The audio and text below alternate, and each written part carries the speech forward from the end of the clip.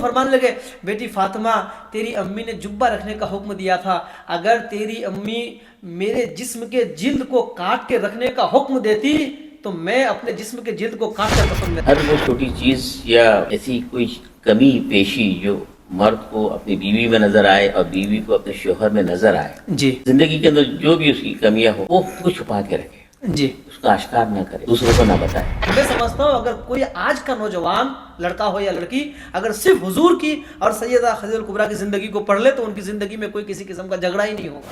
ہاں بے شک۔ بسم اللہ الرحمن الرحیم۔ اعوذ باللہ من الشیطان الرجیم، بسم اللہ الرحمن الرحیم، الحمد للہ رب العالمین۔ ساری تعریفی اللہ تبارک و تعالیٰ کے لیے ہے جو نہایت رحمان مہربان کرم فرمانے والا ہے، وہی ہے جس نے ہمیں زندگی عطا کی، اور لاکھوں کروڑوں درود و سلام ہمارے پیارے آقا جناب احمد مجتبیٰ محمد رسول اللہ صلی اللہ تعالیٰ علیہ وسلم پر، ان کی آل پر، ان کے اصحاب پر۔ ناظرین محترم، ہم آج مختصر نشست میں پھر ایک بار حاضر ہیں، اور آج کا جو ہمارا ایک موضوع ہم نے جو لیا ہے وہ بہت ہی اہم اور ضروری ایسا لگتا ہے کہ جو دنیا کے اندر اللہ تبارک و تعالیٰ نے ایک بہترین رشتہ بنایا ہے جسے میاں اور بیوی کا رشتہ کہا جاتا ہے۔ اس میاں بیوی کے رشتے میں موضوع سے اور اس کا کیا اہمیت ہے اور کس طرح سے اس کو زندگی میں نبھاتے ہوئے چلنا چاہیے، اور قرآن و حدیث کی روشنی میں اس رشتے کے بارے میں کیا کیا ہم لوگ معلومات حاصل کر سکتے ہیں اور کیا ہم نے اس کو اپنی زندگی میں اپنانا چاہیے، ہم اپنے بہترین عالم دین جو ہمارے ساتھ موجود ہے، جو کہ کسی تعارف کے محتاج نہیں ہے، ہمارے اپنے ہر دل عزیز حضرت مولانا اسلام نوری صاحب قبلہ ہمارے درمیان تشریف فرما ہے، اور آئیے ہم لوگ ان سے اس بارے میں کچھ گفتگو کریں۔ السلام علیکم حضور۔ وعلیکم السلام ورحمۃ اللہ خیریت سے؟ وبرکاتہ۔ الحمدللہ رب العالمین۔ حضرت آج کا موضوع ہم نے ایسا لیا ہے کہ جو بھی دنیا کے اندر مقدس رشتہ جو ہے، سارے رشتے تو اللہ تبارک و تعالیٰ نے بنایا ہے، ماں باپ بھائی بہن یہ تو ہوتے ہیں، لیکن ایک رشتہ ایسا ہے جو انسان زندگی میں ڈھونڈتا ہے، تلاش کرتا ہے، اس کے بعد پھر اس کو بنایا جاتا ہے، وہ بھی چار دو گواہوں ایک وکیل کے درمیان۔ جی جی تو وہ رشتہ ہے میاں بیوی کا، جی بہت ہی مقدس اور بڑا نازک رشتہ بھی ہے یہ۔ جی تو حضرت میں آپ سے یہ جاننا چاہتا ہوں کہ ہمارے مذہب اسلام میں شوہر اور بیوی جی کیسا رشتہ ہے، کیسے اس کا نام پڑا، کیا رشتہ ہے اس کا؟ جی سب سے پہلے تو آپ کا بہت بہت شکریہ کہ آج آپ نے ایک ہی بہت ہی مشہور اور اہم موضوع پر گفتگو کرنے کا موقع دیا۔ آپ نے جو سوال کیا کہ دنیا میں بے شمار رشتے ہیں، سب اپنی اپنی جگہ پر سب کی الگ الگ اہمیت ہے، لیکن ان تمام رشتوں میں جو ایک رشتہ ہے میاں اور بیوی کا، تو میں تو سب سے پہلے آپ کو یہ بات بتا دوں کہ میاں بیوی کا رشتہ ایک ایسا پاکیزہ اور نیک رشتہ ہے جی کہ حدیث پاک کا خلاصہ ہے کہ رسول پاک صلی اللہ علیہ وسلم نے ارشاد فرمایا کہ جب تم لوگ نکاح کر کے ازدواجی زندگی میں منسلک ہو جاتے ہو، یعنی میاں بیوی بن جاتے ہو، جی تو گویا کہ تم نے اپنا آدھا ایمان مکمل کر لیا۔ سبحان اللہ۔ اب نکاح کرنے کے بعد جیسی میاں بیوی بنتے ہیں تو آدھا ایمان تو اسی مکمل ہو گیا، سبحان اللہ۔ اور اس کے بعد پھر میاں اور بیوی ایک ایسی رشتے کا نام ہے جی کہ اگر آپ دیکھا جائے دونوں طرف سے، چاہے میاں کی طرف سے یا بیوی کی طرف سے، تو ان دونوں کے درمیان نکاح کے بعد اللہ تعالیٰ ایک ایسی روحانی طور پر ایک ایسی محبت ڈال دیتا ہے، ایک ایسی الفت دونوں کے درمیان پیدا ہو جاتی ہے کہ اگر بزرگ فرماتے کہ جھگڑے بھی ہو جائیں دیکھنے کا دل کرتا ہے۔ بالکل آپ صحیح فرمائیں، جیسے ماں باپ ہے، انسان بچہ پیدا ہوتا ہے تو ایک اس سے جو محبت ہے وہ قدرتاً ہوتی ہے، کیونکہ ہماری اولاد ہے نا، بچوں سے، اور ماں باپ ہے، اگر ہم لوگ پیدا ہوئے ہم جانتے ہیں کہ ہمارے ماں باپ ایک دلی محبت قدرتاً محبت ہوتی ہے، لیکن یہ ایک ایسا رشتہ ہے کہ جہاں جو انجان جی لڑکی جی انجان مرد جی دونوں آپس میں ملتے ہیں اور پھر یہ محبت وہاں پروان چڑھتی وہاں ہے۔ پروان چڑھ دیے، جی جی پروان. اور پھر دیکھیے نا، پروان کیوں نہ چڑھے، اللہ تعالیٰ نے قرآن مجید میں اس رشتے کے تعلق سے جو فرمایا، جی اللہ تعالیٰ قرآن مجید میں فرماتا ہے وَمِنْ آيَاتِهِ أَنْ خَلَقَ لَكُم مِّنْ أَنفُسِكُمْ أَزْوَاجًا لِتَسْكُنُوا إِلَيْهَا وَجَعَلَ بَيْنَكُم مَّوَدَّةً وَرَحْمَةً إِنَّ فِي ذَلِكَ لَآيَاتٍ لِقَوْمٍ يَتَفَكَّرُونَ. سبحان اللہ. اگر میں آپ کو اس کا ترجمہ کروں تو یہ کہ رب تعالیٰ فرماتا ہے کہ اللہ تعالیٰ کی نشانیوں میں ایک بہت بڑی نشانی یہ ہے کہ اس نے تمہارے لیے تمہاری ہی جنس سے ایک جوڑے بنائے. سبحان اللہ. رب فرماتا ہے کہ اللہ کی بے شمار نشانیوں میں ایک بڑی نشانی یہ ہے کہ اللہ نے تمہاری ہی جنس میں سے تمہارے جوڑے بنائے تاکہ تم ان کی طرف آرام پاؤ، سبحان اللہ. تاکہ تم ان کی طرف آرام پاؤ اور تمہارے درمیان محبت اور رحمت رکھے. سید صاحب قبلہ میں یہاں ٹھہر کر آپ کو ایک جملے کی طرف لے چل رہا ہوں. اللہ تعالیٰ نے فرمایا وَجَعَلَ بَيْنَكُمْ مَوَدَّةً. یہاں محبت کا لفظ بھی آ سکتا تھا، لیکن اللہ نے مودت کا لفظ فرمایا ہے. جی. اب اگر اس بات پر غور کریں آپ، یہ مودت کا مطلب کیا ہے؟ ایک ہے محبت اور ایک ہے مودت. یہاں میاں اور بیوی کے بارے میں اللہ فرما رہا ہے کہ تمہارے ہی جنس سے تمہارے لیے جوڑے پیدا کیے، ٹھیک ہے. اس کے بعد کہتے ہیں تاکہ تمہارے درمیان مودت رکھی گئی، محبت رکھی گئی. محبت اردو ترجمہ ہے، لیکن اللہ فرماتا مودت. اگر آپ اس مودت پر غور کریں تو محبت کا معنی ہوتا ہے کہ ہمیں کسی سے محبت ہو گئی جی. تو ہم کو جب سے محبت ہے ہم محبت کر رہے ہیں، جی. اور پھر اس محبت میں بہت کچھ ہو جاتا ہے. لیکن جب کسی سے مودت ہو جاتی ہے، اللہ تعالیٰ نے جب میاں بیوی کے بارے میں کہا تاکہ تمہیں اس سے آرام ملے، کس سے؟ بیوی سے. کہا کہ مودت، یہ مودت کا جو تو مودت کا لفظ یہ ہے کہ اگر تمہیں کسی سے مودت ہو جائے تو پھر مودت کا مطلب یہ ہے کہ اگر مجھے میری بیوی سے مودت ہو گئی تو مودت اس چیز کو کہتے ہیں کہ میں اس کے بنا رہ نہیں پاؤں گا. محبت کا مطلب ہے کہ میں کبھی ان کے بنا بھی رہ لوں گا، کہیں چلا جاؤں گا تو میں زندگی گزار لوں گا. لیکن جب بات مودت کی ہو تو پھر مودت اس رشتے کو کہا جاتا ہے کہ اس کے بنا جینا مشکل ہو جائے. پتہ چلا کہ میاں بیوی کے رشتے کو مودت سے اللہ تعالیٰ نے قرآن مجید میں ارشاد فرمایا، یعنی دونوں کا ایک دوسرے کے بغیر جینا مشکل ہے. اللہ تعالیٰ نے جو یہ جوڑے بنائے، اور پھر دوسری بات دیکھیے نا، کہا گیا کہ تمہارے ہی جنس سے. یہاں ایک پوائنٹ ہے، اللہ چاہتا تو ہمارے جوڑے جنات کو بنا دیتا یا کسی دوسری مخلوق کو بنا دیتا، لیکن نہیں. اگر ہمارے ساتھ کوئی دوسرا مخلوق رہتا اور لا کر کے جوڑ دیتا تو دیکھ کر کے ہمارے ہوا ٹائپ ڈر محسوس ہوتا ہم کو. لیکن نہیں، اللہ نے ہمارے جنس سے ہی ہمارے جوڑے پیدا کیے تاکہ ہمیں سکون محسوس ہو، ہمارے دل کو سکون محسوس ہو. یہ اللہ تبارک و تعالیٰ کا جو ہے اپنے بندوں پر ایک بہت بڑا احسان ہے کہ اللہ نے اپنے بندوں کو انہی کے جنس میں سے ایک ایسا جنس پیدا کیا کہ ان کو جوڑے پیدا کیے اور ان کے درمیان مودت رکھی گئی تاکہ دونوں سکون کی زندگی گزاریں. کیا بات ہے، سبحان اللہ. کتنا پیارا رشتہ ہے یہ. اور حضرت لیکن اس رشتے کو ظاہر بات ہے کہ جب یہ رشتہ ہوتا ہے میاں بیوی کا رشتہ، تو رشتہ جب ہوتا ہے تو ایک غیر دور کی لڑکی اور دور کا رشتہ، جنہوں نے اتنے سال عمر میں جب ایک دوسرے کو سے کبھی ملے نہیں، ملاقات نہیں، ذہن کو پہچانا نہیں، عادات و اطوار سے کچھ ان کے تعلقات اور ان کی کچھ پہچان نہیں، اس کے بعد بھی جب ملتے ہیں تو اللہ تعالیٰ دونوں کے دلوں میں محبت پیدا کر دیتا ہے، محبت پیدا کرتا ہے. جب شادی ہو جاتی ہے، محبت پیدا ہو جاتی ہے، تو اس کے بعد لیکن دیکھیے ہمارا اسلام اتنا اچھا مذہب ہے کہ اسلام میں پھر میاں اور بیوی کیسے رہنا چاہیے زندگی کے اندر اور کیسے زندگی گزارنا چاہیے، تو اس کے بھی طریقے اور کیا قرآن میں بھی اس کے بارے میں کچھ بتایا گیا؟ جی بالکل. بے شمار آیتیں ہیں اس تعلق سے. میں ایک مشہور آیت آپ کے سامنے پڑھ رہا ہوں. اللہ تعالیٰ فرماتا ہے ہن لباس لکم وانتم لباس لہن. اللہ تعالیٰ فرماتا ہے کہ میاں بیوی جو ہے وہ ایک دوسرے کے لیے لباس ہے. غور کیجیے گا, لباس کا لفظ ہے. لباس کپڑے کو کہا جاتا ہے, ٹھنڈے میں ٹھنڈی کا کپڑا پہن لیجئے, گرمی میں گرما کا کپڑا پہن لیجئے.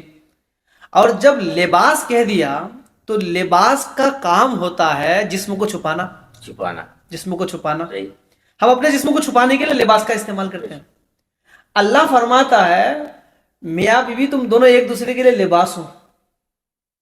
اس کا مطلب ہے کہ میاں کے اوپر یہ حق ہے کہ وہ اپنے بیوی کو چھپائے, اور بیوی کے اوپر ہے کہ اپنے شوہر کو چھپائے. اچھا, شوہر کو چھپانے کا مطلب کیا ہے؟ جی.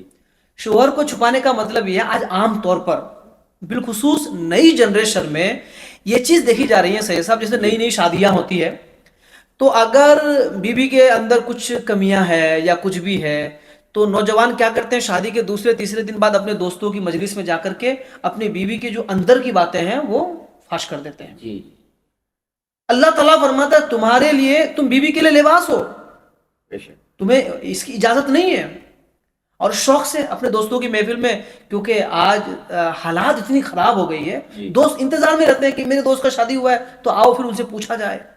جی. جی. یہ اس لیے یہ سب باتیں ہوتی ہے کیونکہ صحیح معنوں میں ان کو اسلام کی تعلیم و تربیت نہیں دی جاتی ہے. لوگ پوچھتے ہیں اور بتا دیتے ہیں. مطلب ایسا ہوتا ہے کہ بیوی کے اندر کی ساری کمیاں وہ اپنے دوستوں کی مجلس میں بتا دیتے ہیں. اچھا, ادھر لڑکیوں کا معاملہ ایسا ہوتا ہے کہ لڑکی کو شادی کے دوسرے دن ان کی سہیلیاں پوچھتی ہیں, ان کے جو فرینڈس ہیں اسکول کے, پوچھتے ہیں تمہاری شادی شدہ زندگی کی جو پہلی رات جس کو شب زفاف کہتے ہیں یہ کیسی گزری. اور وہ لڑکی بھی جو ہے بے احتیاطی کے ساتھ بتا دیتی ہے, جبکہ شرع اسلام میں اس چیز کو منع کیا گیا ہے. جی. اور لباس کہا گیا ہے. جی. جی. لباس کا مطلب یہ ہے کہ آپ اگر اپنی بیوی کے درمیان کچھ بھی دیکھ لو بتانے کی اجازت نہیں ہے, جی. کیونکہ آپ اپنی بیوی کے لیے لباس ہو. جی. ہے نا, ہن لباس لکم وانتم لباس لہن, اللہ نے فرمایا. اور پھر شوہر کے اوپر یہ حکم دیتا ہے کہ تم بیوی کے بارے نہیں بتا سکتے, بیوی کے اوپر یہ حکم ہے کہ تم شوہر کے لیے لباس ہو. آپ نہیں بتا سکتے. عام طور پر ہم یہ ساری غلطیاں کرتے ہیں, بہت سارے نوجوانے کرتے ہیں. تو اللہ تعالیٰ فرماتا ہے کہ تم ایک دوسرے کے لیے لباس ہو, لباس کو لباس کی طرح رکھو. اچھا, جب بات لباس کی آ گئی ہے تو ایک بات میں آپ کو اور بتا دوں. ہم جو یہ لباس پہنے ہیں حضور سید صاحب قبلہ, ہم اگر ایک راستے سے چل رہے ہیں اور ہمارے لباس میں اگر کہیں کیچڑ گر جائے, جی. کچھ گندگی لگ جائے تو بالفور ہم اپنے ذہن میں جو خیال لاتے ہیں وہ کیا, یہی خیال لاتے ہیں کہ ہمارے کپڑے میں ہمارے لباس میں گندگی لگ گئی, اس کو صاف کیا جائے. ایسا تو نہیں ہوتا ہے نا کہ میرے کپڑے میں لگے اس کو پھاڑ کے پھینک دیا جائے, اس کو جلا دیا جائے, اس کو نکال کر کے پھینک دیا, سائڈ میں رکھ دیا جائے. یہ خیال بالکل نہیں آتا ہے. بلکہ اگر کپڑے میں گندگی لگ جائے تو بالفور ہم آنن فانن میں یہ کوشش کرتے ہیں کہ کہیں جاؤں اور اپنے کپڑے کو صاف کر لوں, اپنے کپڑے کو صاف کر لوں. اللہ فرماتا ہے تم لوگ ایک دوسرے کے لیے لباس ہو. تو جب ایک دوسرے کے لیے لباس ہو تو اگر اس لباس میں کچھ گندگی آ جائے, کچھ گندگی اگر آ جائے, کیچڑ کہہ لیجئے, آ ہی سکتی ہے, انسان ہے. اگر کچھ گندگی آ جائے تو اس کو پھاڑو مت, اس کو نکال کر پھینکو مت, بلکہ اس کو صاف کرنے کی کوشش کرو. سبحان اللہ, کیا بہترین آپ نے نقطہ, اس کو صاف کرنے کا حکم دیا گیا, کیونکہ لباس نہ ہے. جب آپ صاف کریں گے تو اس کو دوبارہ پہننے کا, استعمال کرنے کا آپ کو موقع ملے گا. پھاڑ کر پھینک دیں گے تو آپ کی زندگی سے الگ ہو جائے گی. یہ لباس کا ہے, اور لباس اللہ تعالیٰ شوہر اور بیوی کو کہہ رہا ہے. تو اگر ہم یہ طریقہ اپنا لیں کہ جیسے ہمارے کپڑوں میں گندگیاں لگ جاتی ہے ہم اسے پھاڑنے کے بجائے صاف کرنے کی کوشش کرتے ہیں, ایسے ہی اگر میاں بیوی کے درمیان کچھ اختلافات آ جائے, کچھ غلطیاں ہو جائے تو اسے پھیلانے کے بجائے ہمیں صلح کرنے کی کوشش کرنی چاہیے, اس کو دور کرنے کی کوشش کرنی چاہیے. جب گندگی دور کریں گے تو ہماری زندگی مدینہ مدینہ ہو جائے گا.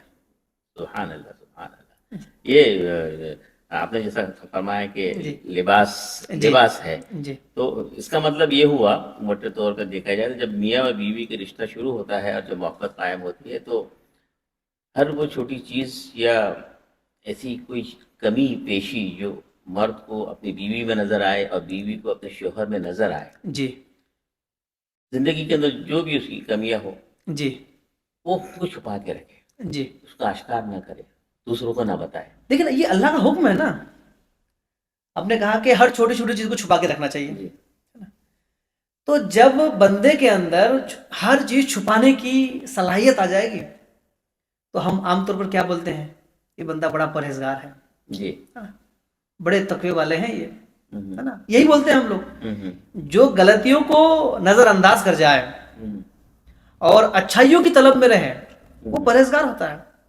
یہاں ایک بات میں آپ کو اور بتا دوں، نکاح جو ہوتا ہے، جی جی نکاح، آپ نے آپ کی عمر کے حساب سے آپ ہزاروں نکاح میں شرکت کیے ہوں گے، نکاح میں جو خطبہ پڑھتے ہیں، ہاں، وہ ہاں نکاح جی نکاح جب ہوتا ہے تو جی نکاح کی جب محفل سجتی ہے چاہے مسجد میں ہو یا اسٹیج کہیں پہ پہ ہو، ہو، جی مسجد میں ہو، تو یہ اس میں اپنا ہمارا یہ ہے اسلامی جی طریقہ کے دو گواہ اور ایک وکیل بنایا جاتا ہے، جی اور پھر اس کے بعد خطبہ نکاح ہوتا خطبہ ہے۔ نکاح ہوتا تو ہے، اس جی کا کیا وہ کیوں ہاں، ضروری ہوا، اس کا کیا آج امپورٹنس آپ کو ہے؟ میں ایک بہت بڑی بات بتانے جا رہا ہوں، جی شاید آپ نہیں سنے ہوں گے، ہے نا، جی دیکھیے جی ہو سکتا ہے سنے بھی ہوں گے، جی جی لیکن میں میری علمی وسعت کے جی حساب جی سے جو خطبہ نکاح ہوتا ہے، جی جی خطبہ نکاح میں اللہ تبارک و تعالیٰ کی حمد و ثنا کے بعد جی قرآن جی مجید سے 3 آیتوں کی تلاوت کی جاتی ہے، جی جی اس کے بعد پھر ایک حدیث پاک پڑھی جاتی ہے جو مشہور ہے النکاح من سنتی، من سنت۔ لیکن بات آیت قرآن کی ہے۔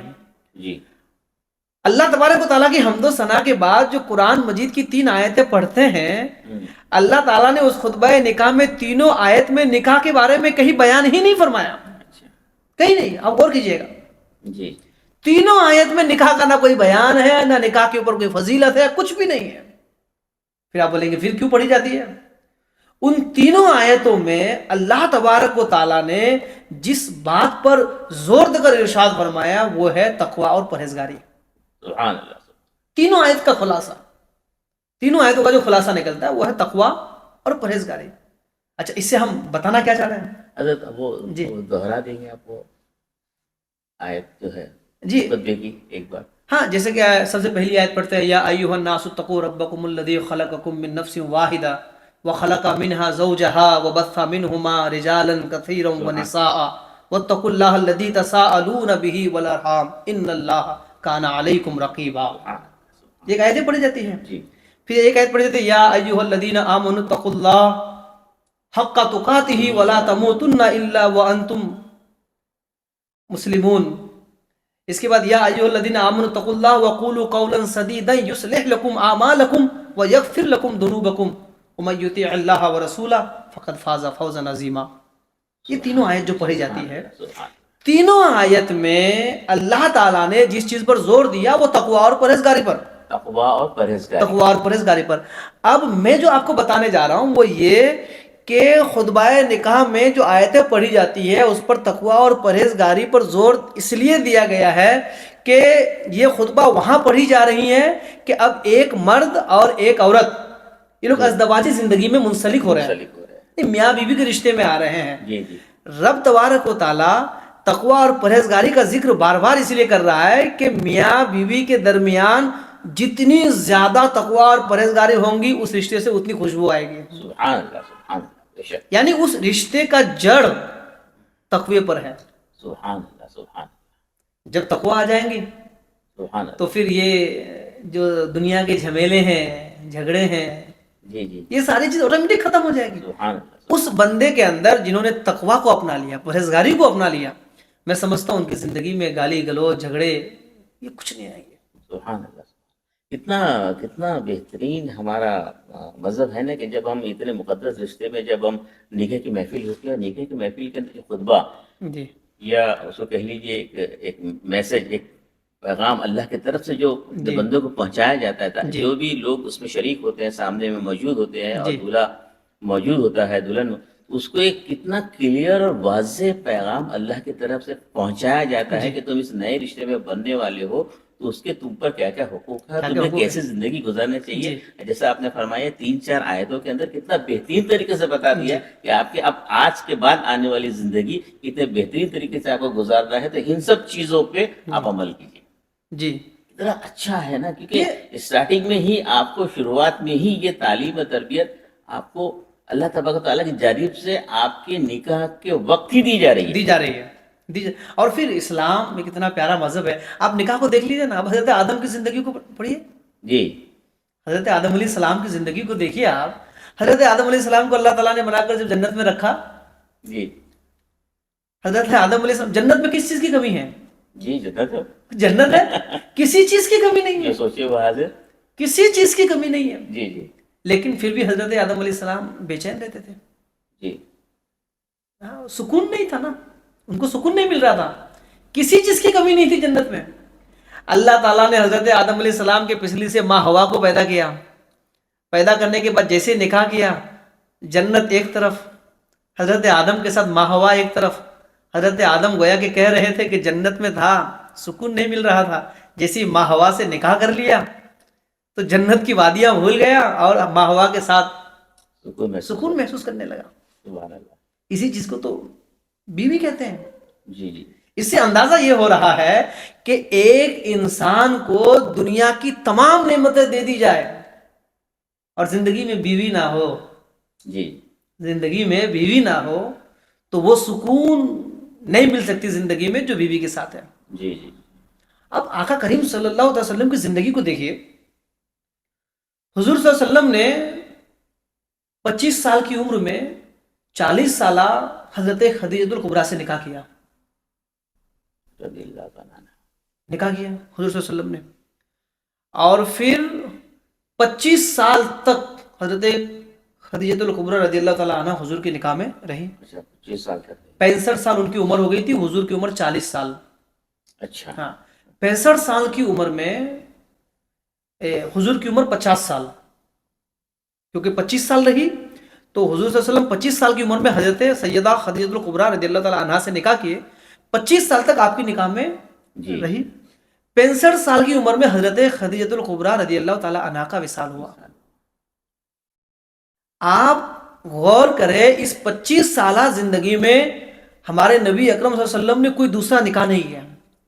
اچھا, جب تک سیدہ خدیجہ الکبریٰ باحیات رہیں آپ نے کوئی دوسرا نکاح نہیں کیا. اور پھر حضور کا فرمان سنیے آپ, حدیث پاک کا خلاصہ ہے. آقا کریم صلی اللہ علیہ وسلم فرماتے ہیں کہ ایک وقت ایسا آیا کہ مکہ والوں نے میرے ساتھ چھوڑ دیا تھا. مکہ والوں نے مجھ پر ظلم کیا تھا, میرے ساتھ سب نے چھوڑ دیا تھا. اگر کوئی میرا ساتھ دیا تھا تو میری شریک حیات سیدہ خدیجہ الکبریٰ. اور یہی وجہ ہے کہ حضور پاک صلی اللہ تعالی علیہ وسلم کی زندگی سے 65 سال کی عمر میں سیدہ کا جب وصال ہوا, اسی سال کو تو عام الحزن کہا جاتا ہے. ان کے وصال کے سال ہی کو عام الحزن کہا جاتا ہے. اس کا مطلب یہ ہے کہ ان کی وصال پر حضور پاک صلی اللہ علیہ وسلم سب سے زیادہ غمگین ہو گئے تھے, سب سے زیادہ غمگین ہو گئے تھے. سیدہ فاطمہ زہرا رضی اللہ تعالیٰ عنہا بچپنے میں تھی جب ان کا وصال ہو گیا سیدہ خدیجہ الکبریٰ رضی اللہ تعالیٰ عنہا کا, تو حضور پاک نے سیدہ فاطمہ سے پوچھا, بیٹی یہ تو بتاؤ کہ کیا تمہاری امی نے تم سے کچھ کہا تھا انتقال سے پہلے؟ تو سیدہ فاطمہ زہرا رضی اللہ تعالیٰ عنہا کہنے لگی کہ یا رسول اللہ, یا حبیب اللہ, یا ابا حضور, امی جان یہ کہہ رہی تھی کہ جب مجھے دفن کرے تو میرے کفن کے ساتھ حضور کا ایک جبہ مبارک رکھ دینا. جیسے سیدہ فاطمہ نے یہ حضور سے کہا نا کہ ایک جبہ مبارک رکھ دینا. اب حضور کا جواب سنیے, میاں بیوی کا رشتہ کتنا پاکیزہ رشتہ ہے حضور. اب حضور صلی اللہ علیہ وسلم فرمانے لگے, بیٹی فاطمہ تیری امی نے جبہ رکھنے کا حکم دیا تھا, اگر تیری امی میرے جسم کے جلد کو کاٹ کے رکھنے کا حکم دیتی تو میں اپنے جسم کے جلد کو کاٹ کر کفن میں رکھ دیتا. یہ محبت تھی, یہ محبت تھی. ساری چیزیں لا کر کے حضور کے قدموں میں انہوں نے نچھاور کر دی تھی. ایک لمحہ بھی حضور حضرت خدیجہ الکبریٰ کے بغیر نہیں رہتے تھے. ان کی سخاوت ہے, ان کی محبت الگ زندگی ہے.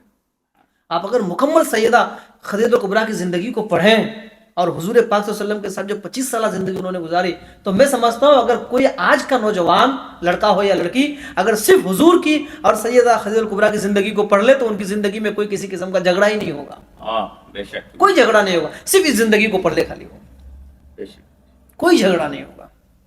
آج عام طور پر ہر گھر میں جھگڑے ہو رہے ہیں، ہر گھر میں جھگڑے ہو رہے ہیں، ہزاروں شکایتیں آ رہی ہیں۔